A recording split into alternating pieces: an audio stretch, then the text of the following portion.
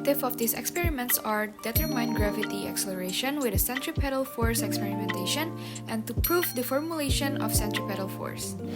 When an object is spun along a circular path, centripetal acceleration is generated, accelerating the object inwards and keeping it from just flying out. The formula for this acceleration is given by A equals v squared per r, where A is the acceleration, v is the linear velocity of the object, and r is the radius of the circular path the object took. To calculate the centripetal force being generated, one can simply look at the formula for force, which is F equals ma. Force equals mass times acceleration. Now, since the acceleration is already given, we can simply put the mass into the formula just now, which gives us centripetal force equals to mv squared per r, where m is mass, v is the linear velocity of the object being spun, and r is the radius of the circular path the object took.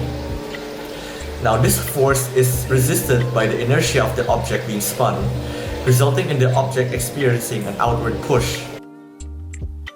Let's prepare what we need. First, stopwatch, beam balance, marker, weight, and strings. So first of all, you need to measure the mass of the object by using the beam balance.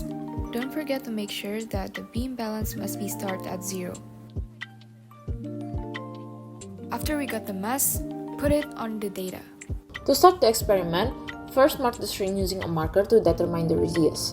A marker on the string will help you maintain a consistent motion by providing a point of reference as well as helping with the length measurement. You will then swing the rotational object in a horizontal circle and adjust the speed so that the rotational object, which is the rubber stopper, does not have a tendency to move in or out, thus balancing the centripetal force on the rotational object with the weight of the load on the string. The distance from the string at the top of the tube to the center of the rotational object is the radius. The period is determined by measuring the time of a number of revolutions, then dividing the total time by the number of revolutions to obtain the time for one revolution.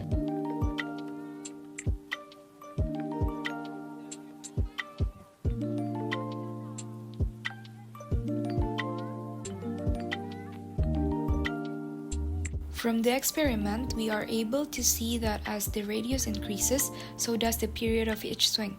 This happens because those variables must balance out so that the centripetal force never exceeds the gravitational force.